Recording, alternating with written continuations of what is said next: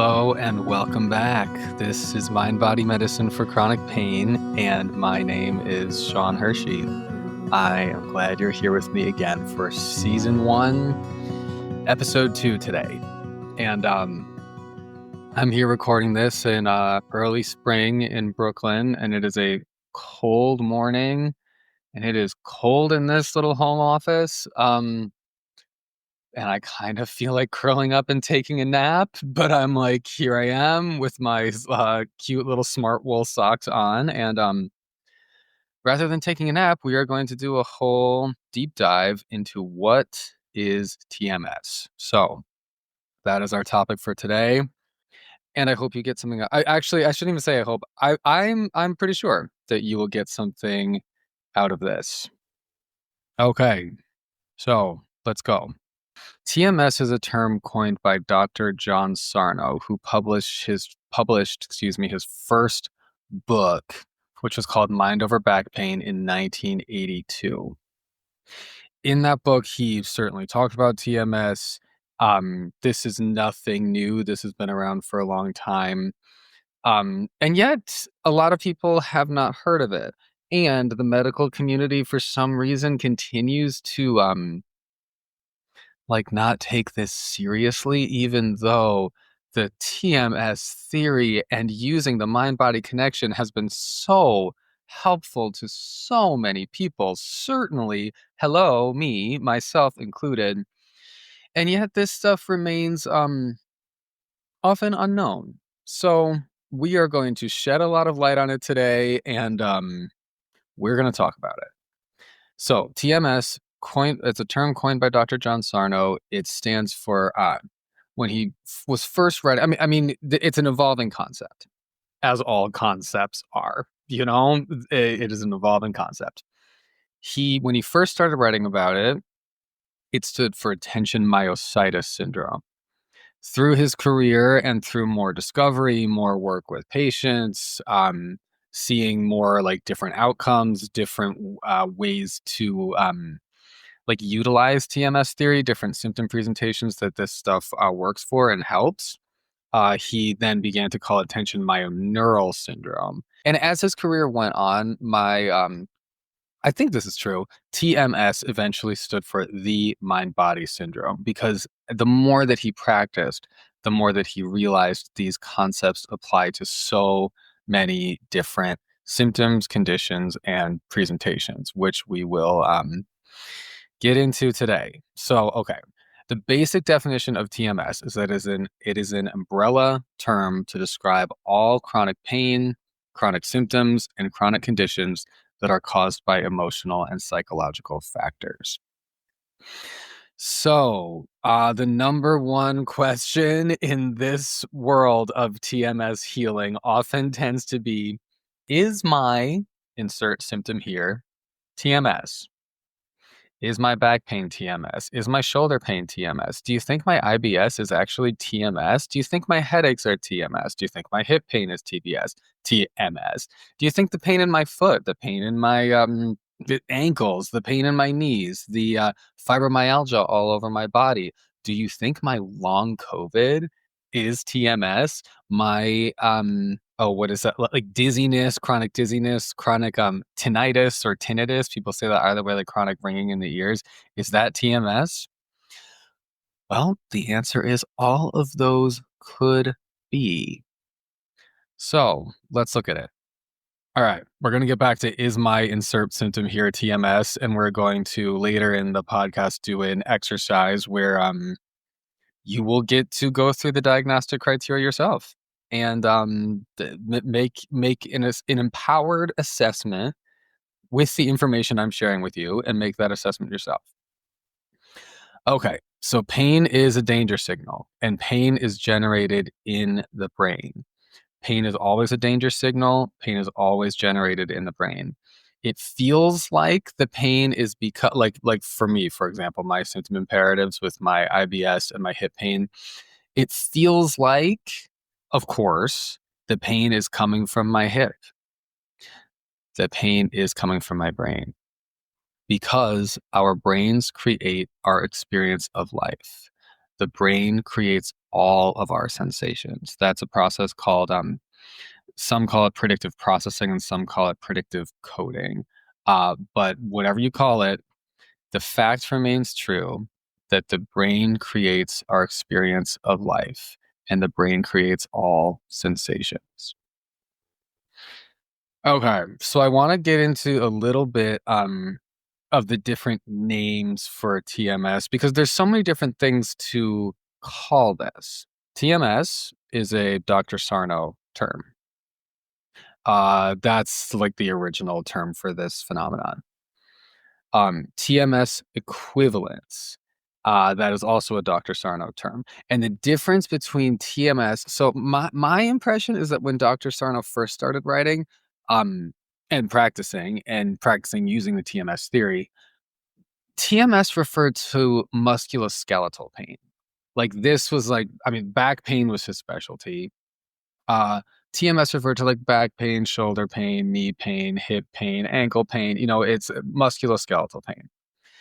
As he continued through his career, something that became apparent to him in his practice was that other symptoms like chronic headaches, chronic migraines, chronic irritable bowel syndrome, symptoms like that were not musculoskeletal pain also followed the same logic and resolved with the same treatment that the musculoskeletal TMS symptoms followed and resolved with. So that's why he would call those TMS equivalents. I think it's easier to just refer to all of them as TMS. There's also the word psychophysiologic disorders. People use that. There's uh perceived danger pain. If anyone knows, I hope some people are familiar with Dan Buglio, who makes amazing videos about chronic pain. He refers to it as perceived danger pain. There's neuroplastic pain is another name for TMS. That is a term used by Alan Gordon, who is a really excellent psychotherapist who wrote a book called The Way Out. Highly recommend. He talks about neuroplastic pain. Neuroplastic meaning like neuro, it comes from the brain. Plastic meaning it can change. It is malleable and it's not stuck. Okay, there's also the phrase neural circuit pain. That is from Dr. Howard Schubiner, who, it's like, neuroplastic pain, neural circuit pain. It's like the, it's the same thing, but it's called something slightly different. And Dr. Howard Schubiner has several books, most notably Unlearn Your Pain. I would say, I did like a 7-week training with him. I would pretty confidently say that Dr. Howard Schubiner is probably considered like one of the, if not the most prominent medical doctors in the TMS, chronic pain, mind body healing space right now. I mean, of course, the grandfather of this branch of medicine is Dr. John Sarno, who sadly passed away um at the ripe age of 93. I think this is correct. I think he passed away one day before his 94th birthday, something like that. Um and with him gone, Dr. Howard Schubiner, who trained with Dr. John Sarno, I would say he's probably I would consider him to be like the leading MD, or at least one of the leading MDs in this space. Okay, there's also the word stress illness, a term coined by Dr. David Clark, another leading physician in this space, who wrote a book called They Can't Find Anything Wrong, which is connecting childhood trauma to lifelong chronic pain. And then you can also always call them mind-body pain, mind-body symptoms, mind-body conditions. And there's probably other terms that I'm not aware of. And something that I also do want to be clear about is that, like, in the evolution of human history, and human cultures, it is not new to connect the mind to the body. There are many cultures and civilizations where that is like actually a total norm. So to say that like Dr. John Sarno like discovered that there is a connection between the mind and the body, that's not accurate. Like people have known this for human history for like ever, but what I'm talking about is like if you follow the Western medical tradition, in which Dr. Sarno was schooled, he was an MD who, graduated from medical school and all that. And he started integrating these theories into his practice. So I'm considering him the grandfather of this branch of mind body medicine, even though we can all be clear that like some of this is actually like ancient wisdom. Okay. So we don't want to get lost in like this was developed in the last, however many decades. Like some of this is like old ancient knowing. But okay, there's all the terms and it's super there's a lot of names and welcome. It is a new burgeoning field. There's I would say there is actually a lot of consensus over how to treat this. So that take comfort in that because even though there's like different thoughts about like what do we call this? What exactly is causing this? The good thing for you, I'm speaking to you, the listener, the good thing for you to take comfort in is that all of the treatment protocols that work and get results are different versions of the same basic thing. And that's what we're going to be talking about as this podcast goes on. So fear not, even though there's like, is it called this? Is it called that? This doctor, who should I follow? Who in the mind body space should I follow? Listen, everyone is saying, everyone who's getting good results is saying a slightly different version of the same basic thing. And I know, I get you. I get how the chronic pain brain works because that's my brain. So I get it. I get that you're like, oh, let me find the right person to follow. Let me do exactly the right thing. Let me do exactly the right protocol. Someone just save me from myself, save me from my symptoms. Oh, I want to invite you to relax and know that most of these practitioners are doing slightly different versions of the same basic thing. So whoever you pick to follow, you're probably going to get some good results. Okay. So here's a question. Do we need a name for TMS? This is something that some people ask because it is just the human condition. The mind and the body are connected. The body feels emotions. Emotions are felt in the body. And the threat of a rising emotion that you really don't want to feel, that threat, this happens below the level of consciousness, that threat, pain is a danger signal. So as a threatening emotion rises, pain can absolutely be caused in the body. So that happens to everyone. That's not just like, oh, because you have TMS, that happens to you. This happens to everyone. So is there even a need to use a term for mind-body pain? Because it's just the human condition. Everyone feels it. And I mean, just some of you know this. Once you know about chronic pain and TMS and mind-body pain, whatever you want to call it, you start seeing it everywhere. Right? Like those of you who have traveled down this path a little bit, like you see it everywhere. Everyone is talking about this little pain, that little pain, going to this doctor, going to that doctor. Ugh, my headaches. Oh God, somebody hand me a painkiller.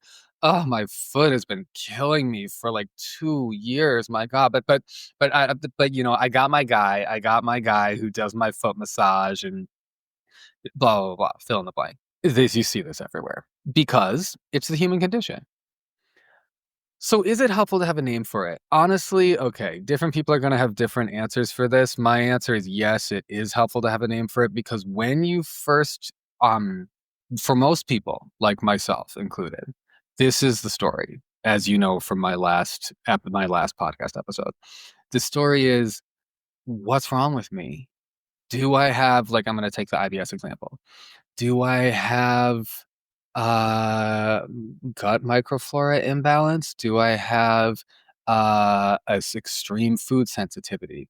Do I have a liver issue? Do I have a gallbladder issue that needs to be solved by a liver and gallbladder cleanse?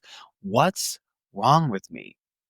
And when this is the question that so many people are asking, it is so helpful to be able to tell yourself, like, oh, it's TMS, right? So I think it's really helpful to have a term for this, because when you're thinking, what's wrong with me? I mean, the answer is basically like, nothing's really wrong with you.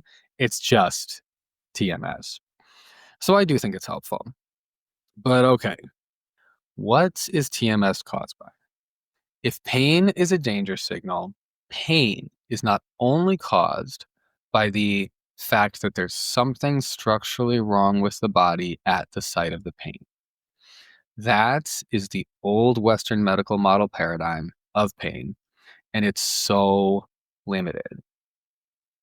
Pain can be caused by the fact that there's something structurally wrong with your body at the site of the pain. So, for example, my hip. If there was something structurally, physically wrong with my hip, then that could cause pain.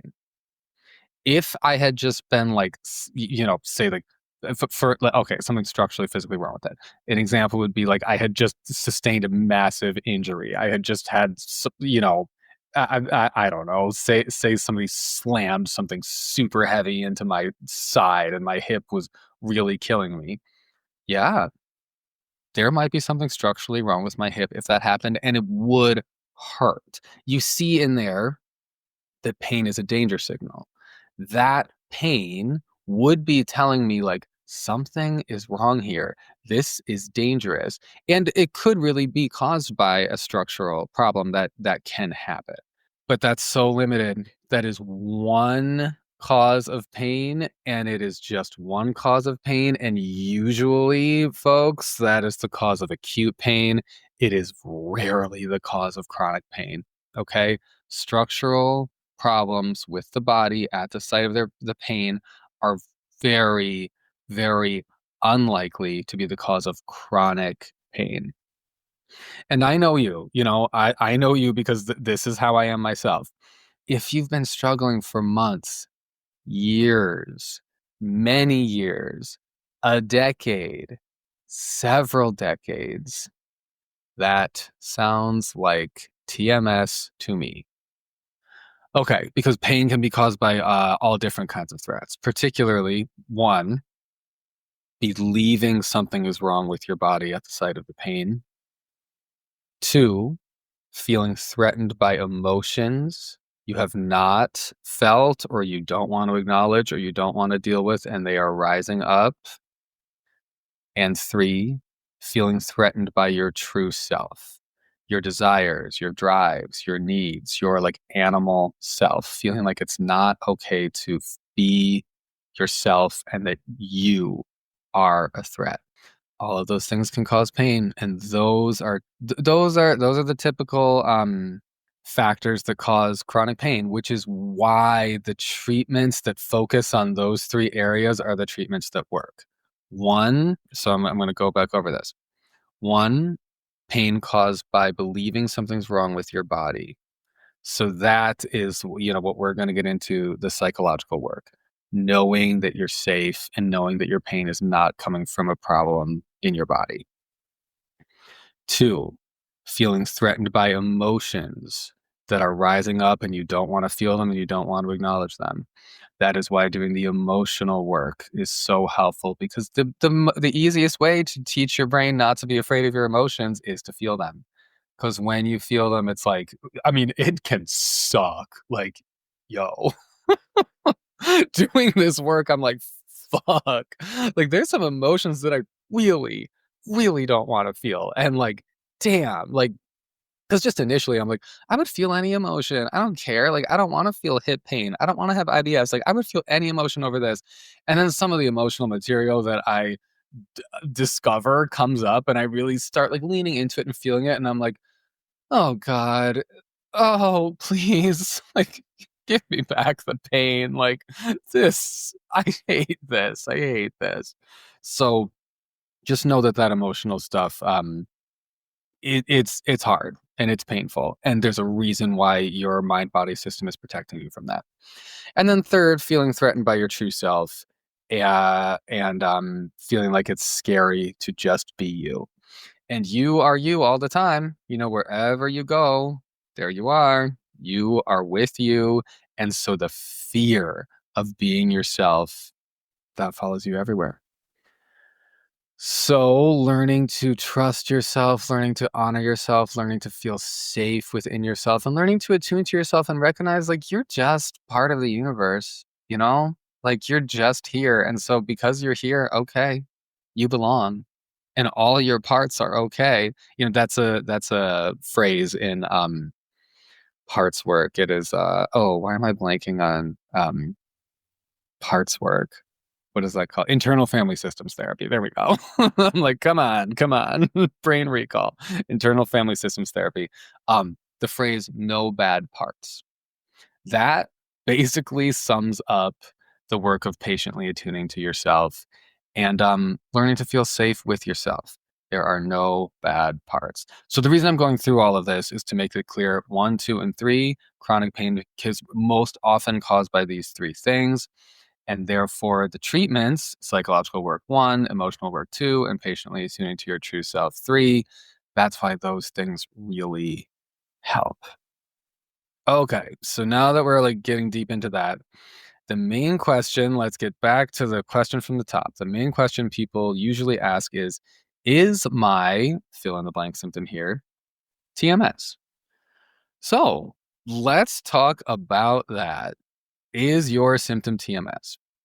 So I want to go back to Dr. Schubiner, who I talked about before. He's like I said, definitely considered a leader in this space of mind-body medicine. If you're not familiar with him, here I have this little website pulled up so I can just like say a little bit about him and like get it right.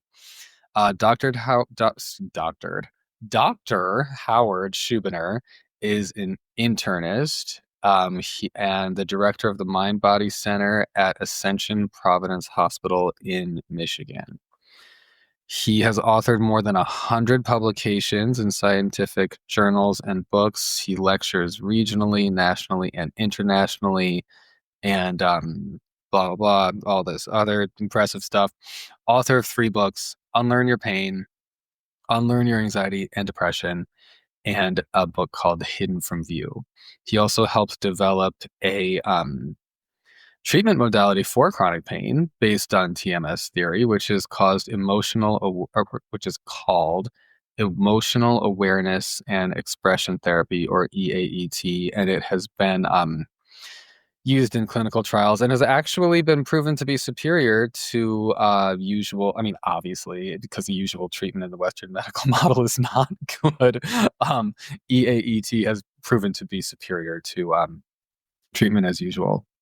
So, okay, this is where I'm reading all this to legitimize, because I know how the chronic pain brain works. I know you're thinking like, is this real? Is this real? And I get it, because I have been there 1,000 times. And so I'm saying this to like speak to that part of you that's asking, is this real? Is this legit?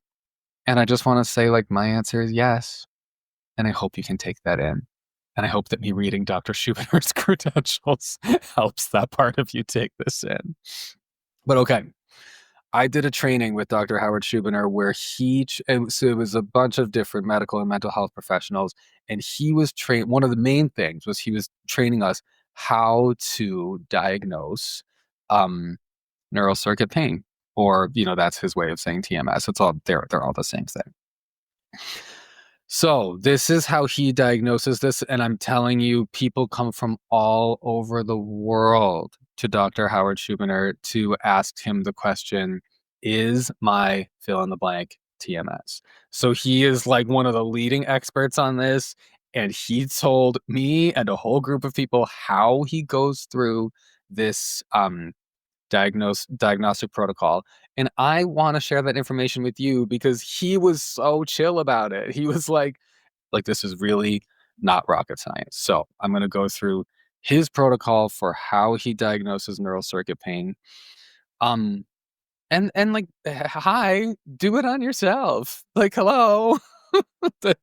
As you're listening to this, that's my invitation to you, is do this on yourself. Okay. So there's two parts. First, the rule out. Second, the rule in. So we're going to start by talking about the rule out. So the first part is, if you have chronic pain, you do want to rule out any serious medical condition that might be causing chronic pain. Like I said before, those are rare, but it is possible. It could be that, like, say your back hurts and you have a tumor on your spine. That's possible. Rare, but possible. There are other conditions like that. I don't know all of the conditions like that. I'm not a medical doctor. Certainly not pretending to be. Absolutely not. I am a psychotherapist. But what I do want to say, and I will say very confidently, is that those things are rare. That said, it is important to get checked out by a medical doctor, because, like, you want to know if there's something going on in your body that is not TMS. Treating it emotionally and psychologically will not be the answer. Emotional and psychological modalities are always good as, like, supplemental treatment. But if, say, you have cancer, unfortunately, emotional work and psychological work is not going to cure that. It might help you as you go through your treatment process. I mean, I shouldn't even say might. It will help you as you go through your treatment process, but it's not going to be the cure. TMS is cured by emotional and psychological work, and the other modalities don't help, because the core of the problem is emotional and psychological, and that's why that is the work that you have to do in order to heal. So, okay, you always want to rule out some serious structural cause. That's part one. Part two is that you want to rule in neural circuit pain. How do you do this?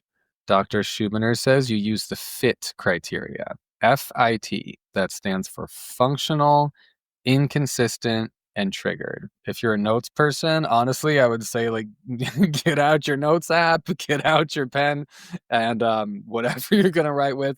And I would write this down. FIT criteria: functional, inconsistent, and triggered. All right, so we're going to go through what each of those things means. To rule in, is this neural circuit pain? You ask, is this a functional disorder? Now, a functional disorder is, I've got this pulled up so I can read this to you as well. Functional disorders are conditions characterized by physical or psychological symptoms that cannot be explained by a known underlying medical condition. They are thought to arise from disruption in the functioning of the body's systems rather than structural abnormalities. So if your doctor is telling you you have a functional issue, like for me, I was diagnosed with a functional bowel disorder, that is a clue to rule in TMS. All right, that's part one. Functional. FIT, that's the F. Part two, I. This is inconsistent. Does the pain come and go? This is something that I literally did not know until I took Howard Schubiner's training. Pain that's caused by a structural abnormality will basically remain constant. I did not know that, because so many people, basically most people in our world, don't know about the difference between structural pain and emotional pain manifesting in the body, or psychological pain manifesting in the body. And so people think that TMS symptoms are structural, and therefore people think it's normal for symptoms to wax and wane, and some days be fine and other days be terrible, and every night it's bad but every morning it's fine. That is a sign of TMS. That is a rule in criteria. It's not normal for structural pain to be so inconsistent like that. It's not normal. So if your pain is inconsistent in that way, that is a call to rule in a neural circuit disorder or to rule in TMS.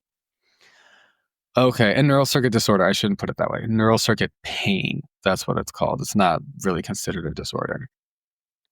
Okay, and the last, functional, inconsistent, and triggered, FIT, T, triggered.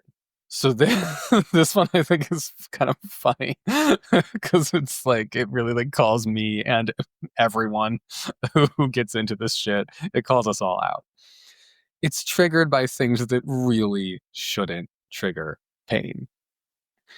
Um, if your pain is triggered by like for like my example that you know from the first episode, if my severe pain that lasted in my hip for decades was triggered by one walk and one time that I was like doing a stretching yoga routine that I do like all the time, no, that does not trigger severe, long-lasting chronic pain. Other things like okay, celiac disease is separate, but say you have you believe you have a gluten sensitivity, and you're like, oh God, I cross-contaminated one little morsel. I ate a say a French fry out of that was whatever deep fried in oil, the same deep fryer that they used fries coated with flour. Oh God, this is why I have severe IBS and I've had it all week. No, no, no, no, no, no, no. The human body can withstand food and unless so that there's a good example. A structural or like a structural problem, say you have celiac disease, you'd want to rule that out. If you don't, but one little morsel of flour got in your body and you think that that triggered a cascading effect of weeks, months, years of chronic pain, no, it didn't. That's not how that works. This one is hard because you have to dig deep and be real with yourself because a lot of us really hold on to the idea of triggers. We really believe in our triggers and we really think that like people are like maybe people are invalidating how hard this is and like someone's just gonna like, oh, I'm lactose intolerant and you're just like, oh, here, you want a cookie? Oh, what's in it? Oh, I'm not sure. Fuck off. Like, please respect me. I have a serious dairy intolerance. But here's the thing. I say this with love, kindness, and gentleness. You probably don't have a severe dairy intolerance. Okay?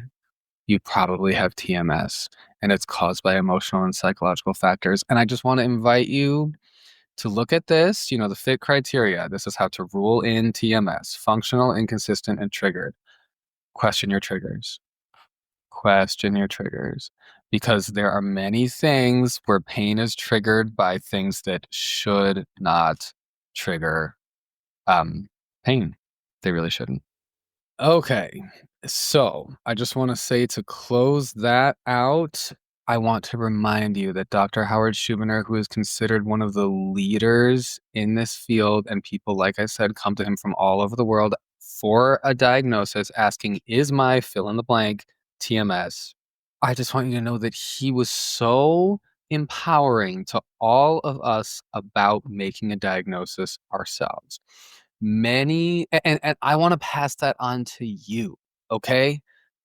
Be empowered to make this diagnosis yourself. And of course, can you rule out all structural abnormalities in your own body? No. If you need to see a doctor for that, like yeah, by all means, please do. And here's the thing: if it's an old symptom, you've already seen the doctor. Okay.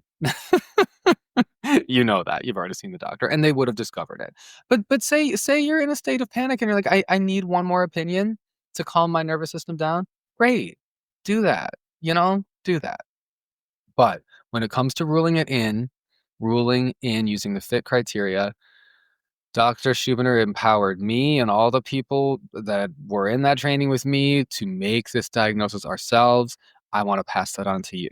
I want to empower you to make that diagnosis yourself. The literal expert is saying, like, this is not rocket science. You can do this yourself. So, okay. All right. Take that at face value and believe it. All right. So I'm just going to quickly, I don't want this podcast to be too long, but there's so much to say. I just want to quickly go through my diagnoses using the FIT criteria so that you have an understanding of how to do this. So we're going to start with IBS. First, always. So if I'm asking the question, is my IBS TMS? First, what do we want to do? as you know, we want to rule out structural causes. And Lord knows, did I rule out structural causes. I went to many doctors. I had an endoscopy. I had a colonoscopy. Every time they were like, dude, you're like, your stomach is fine. Like, I know that you have problems, but like, we can't find anything wrong. Well, like, it looks fine. Interestingly enough, that is the title of Dr. David Clark's book on this stuff, is They Can't Find Anything Wrong. So there we go. We have ruled out structural causes. And actually, literally, so moving on to part 2, ruling in TMS using the FIT criteria, functional, inconsistent, and triggered. I actually literally had, like I said, I had a doctor say that this is a functional bowel disorder. So there we go. Someone literally told me, like, yeah, this is a functional problem, not a structural problem. Already, that's the first part of the FIT criteria, and that is like, right, okay, TMS pain, emotional and psychological in origin, if it is functional. Okay. Inconsistent. My symptoms were like, they were they varied a lot. Like some days were much better than others.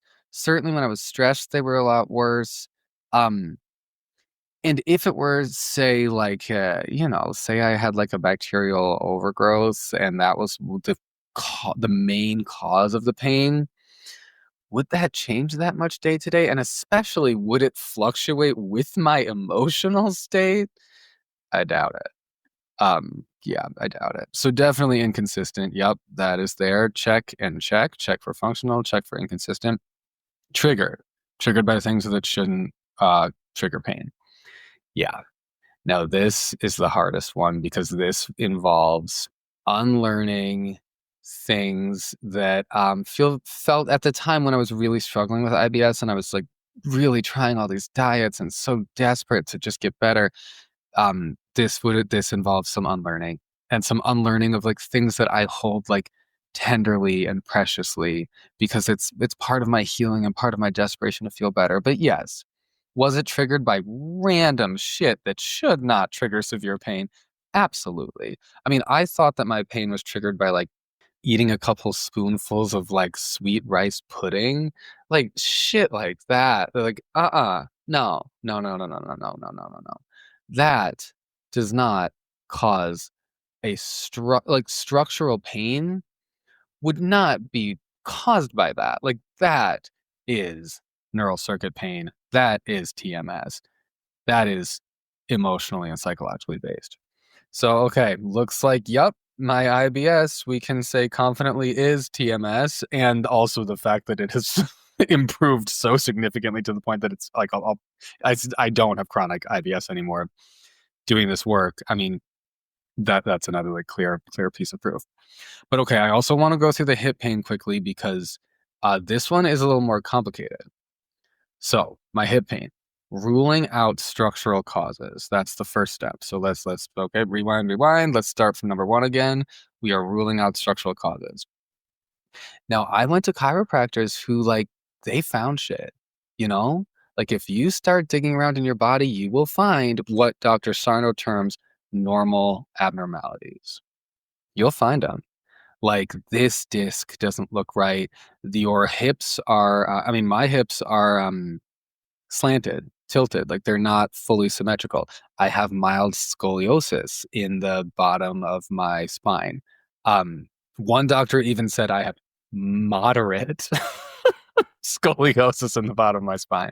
That was scary to hear that. Like, shit. I'm like, oh, that is why I have hip pain. It's not, but I thought for a while that was why. I'm like, oh shit, there's really something wrong with me. That's what's causing my pain. Fuck. And what was the other thing? The SI joint. Many did like chiropractors and an acupuncturist one time. They're like, oh, it's the SI joint. Yup, it's the SI joint. Yeah, a physical therapist also like, yep, it's the SI joint. Did anybody ever tell me what was wrong with the SI joint? No. But, quote, it is the SI joint was something that I heard a few times from a few different people. And I was like, damn, it's the SI joint. That said, what I came to realize is that those were normal abnormalities. And that, I'm bringing that up, and I want to bring that out into the open because that is the hardest part about ruling out a structural diagnosis in, Dr. Schubiner's diagnostic criteria here for is it TMS or neural circuit pain or is it not? Because yeah, you're gonna get false information on this one because doctors will misinterpret normal abnormalities as if they are really problematic and as if they are causing your pain.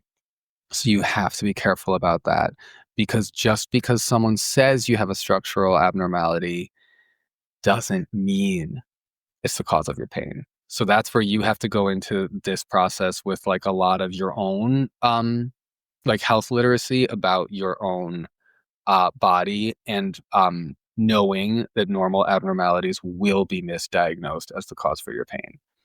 So want to bring that up because that's hugely important in number one, ruling out a structural cause because other people will be trying to rule it in and it's like, please empower yourself. Like just imagine what if you started doing this work and your pain was less and less and less and someday it goes away and then you can do so many things that you thought you could never do and you can like live your life in an elevated way. What if do you really want to give that up because like, oh, maybe it's the SI joint, so I'm just going to stick in that reality and maybe it's the SI joint? Really?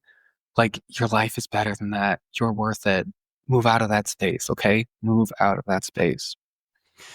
So, okay, that's part one with diagnosing my hip pain. Part two, is it functional? Is it inconsistent? Is it triggered? FIT. Um, Functional, I'm like, I don't really know what to say about that. So, I'll leave that alone. Do I have a functional hip disorder? I mean, like, you know, I don't know. And you don't have to have all of them. Ruling in, you don't have to have all of them. Is it inconsistent?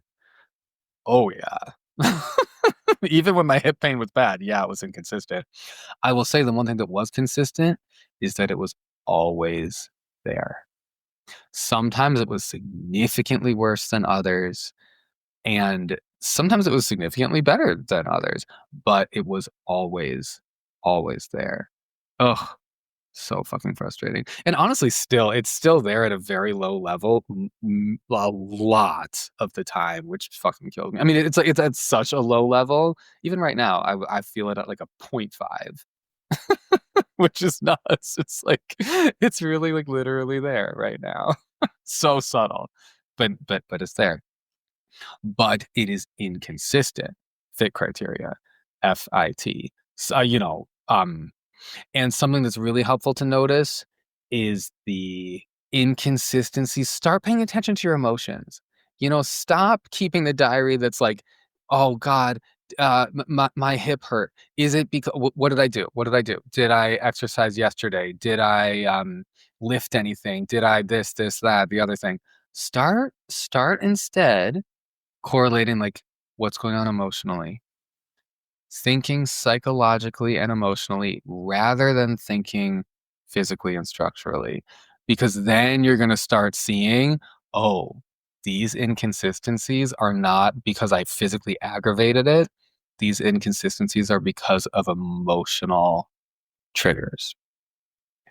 Okay. And then the last thing, is it triggered by things that shouldn't trigger pain? Yeah, for sure. Like my pain is triggered by like, I mean, I can be doing like kind of like extreme like workouts or like extreme stretches and yoga and feel like basically fine in my hip. And then like later that same day, and then, walk around, hip is fine, everything's good. Later that day, have like a stressful like conversation with someone and my hip feels awful, like searing pain. So yeah, it's triggered by things that shouldn't trigger structural pain. So that is the fit criteria. That is how I am applying it to myself. And we've got two very easy yes and yes. We've got two cases of, it's really one case of TMS, but we've got two TMS symptoms right there, very clear.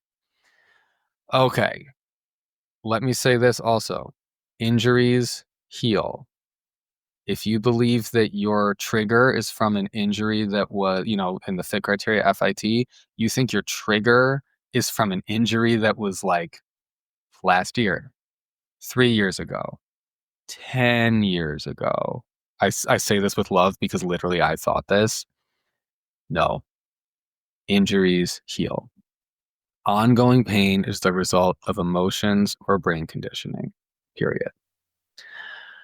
All right, so I'm going to just list some very common symptoms. We're getting to the end of this one. I'm just going to list the very common TMS symptoms, just so you know how it often presents, but it can present in so many ways.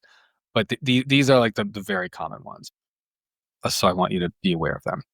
Back pain, neck pain, hip pain, shoulder pain, knee pain, elbow pain, back pain that you think is coming from a disc bulge or a disc degeneration, any other musculoskeletal pain, chronic headaches, migraines, irritable bowel syndrome, irritable bladder syndrome, repetitive strain injury, complex regional pain syndrome, fibromyalgia, many eczema and skin conditions, arthritic conditions, because arthritis itself does not have to cause pain, endometriosis, interstitial cystitis, depression, anxiety. Those are, yeah, like the mental health symptoms. Fascinating. And chronic fatigue. And not to forget long COVID. Long COVID. All the symptoms of long COVID are like different for every person and like super random and all over the place, and they're all TMS symptoms. So long COVID is like definitely TMS. And something that if you follow Nicole Sachs's work and you follow her podcast, many people, she has interviewed many people who have fully recovered from long COVID using emotional and psychological modalities. Okay, so here we are. We are at the end of what is TMS. I hope that you have a good sense of what TMS is now, and you have the tools to start to figure out, like, do I have it? So what do you do now? We will get into the treatment and all of the healing modalities. We'll get started with that next time. We're going to go through the psychological work. We're going to go through the emotional work, and we're going to go through patiently attuning to your true self. Those are going to be the next 3 episodes coming after this. But what I would encourage you to do now is use the rule out and rule in with the FIT criteria. Try it out on yourself. And it's been awesome talking to you. And I am wishing you the best on your healing journey. And I can't wait to talk to you again next week. Okay, see you then.